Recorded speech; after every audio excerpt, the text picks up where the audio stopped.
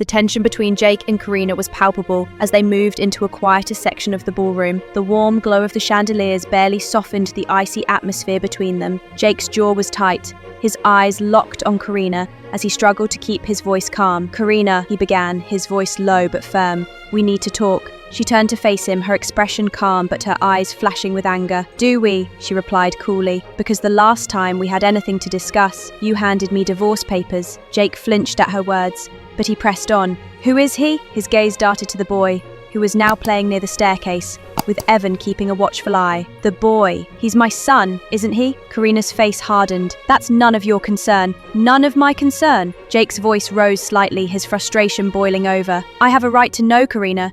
You should have told me." "Told you what?" Karina interrupted, her tone sharp. "That I was pregnant when you tossed me aside like I meant nothing. That your parents' approval mattered more than our marriage. Or maybe that you had already planned your engagement to Lily, while I was still signing the divorce papers." Her voice trembled, but she didn't falter. The raw emotion in her words cut through Jake's defenses, leaving him momentarily speechless. "I did what I had to do to protect you," he said finally, his voice desperate. "You think I wanted this? My parents? Don't you dare blame them," Karina snapped, stepping closer. "You could have fought for me, Jake, for us, but you didn't. You made your choice and I made mine." Her words hit him like a slap. Jake's fists clenched at his sides as he tried to explain himself. "You don't understand." "No, Jake," Karina interrupted again, her voice quieter but no less fierce. "You don't understand. You don't get to walk back into my life and demand answers. You gave up that right the moment you chose them over me." The room had grown quieter as their heated exchange drew the attention of nearby guests. Whispers rippled through the crowd, eyes glancing curiously in their direction. Karina noticed but didn't care. She was done hiding her emotions. She straightened her shoulders and took a step back. "This conversation is over," she said, her tone final. "Whatever you're looking for, you won't find it here." Jake reached out, as if to stop her, but she turned and walked away, her gown sweeping elegantly behind her. Her son, Leo, ran to her with a delighted laugh, oblivious to the tension that had just unfolded. Evan joined them, his presence a steady comfort as he gently guided them toward the exit. Jake stood frozen, watching her leave. The weight of her words settled heavily on him, the realization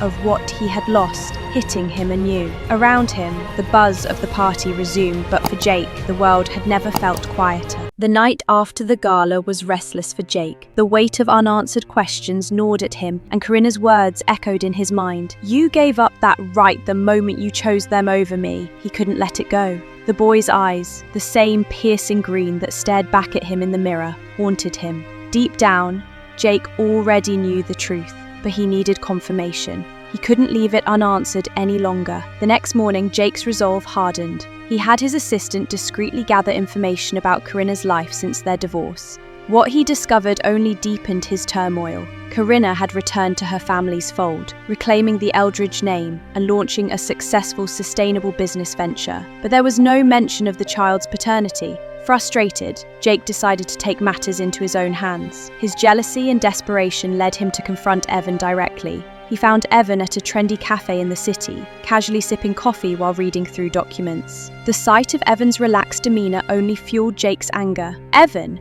Jake said curtly, striding up to the table.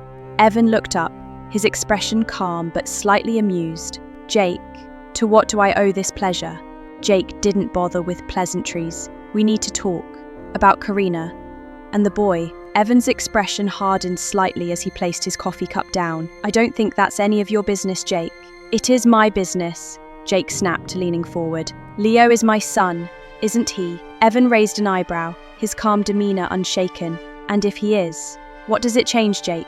Karina doesn't owe you anything, not after what you did to her." Jake's fists clenched at the accusation. "I didn't have a choice." "You always have a choice," Evan interrupted sharply, standing to meet Jake's glare. "And you made yours. Karina rebuilt her life without you. Do you think you can just waltz back in and fix everything?" The cafe fell quiet as their heated exchange caught the attention of other patrons. Jake's voice lowered, but his intensity didn't waver.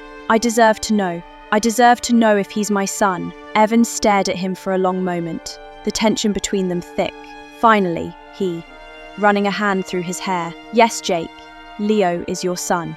The words hit Jake like a physical blow. He staggered back slightly, his mind reeling.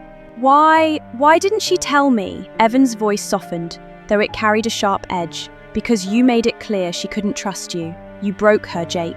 She spent the last 3 years piecing herself back together for Leo's sake. She doesn't need you to come and tear it all apart again. Jake sank into the chair across from Evan, his head in his hands. The truth was out, but it only deepened his guilt. He had a son he hadn't known about.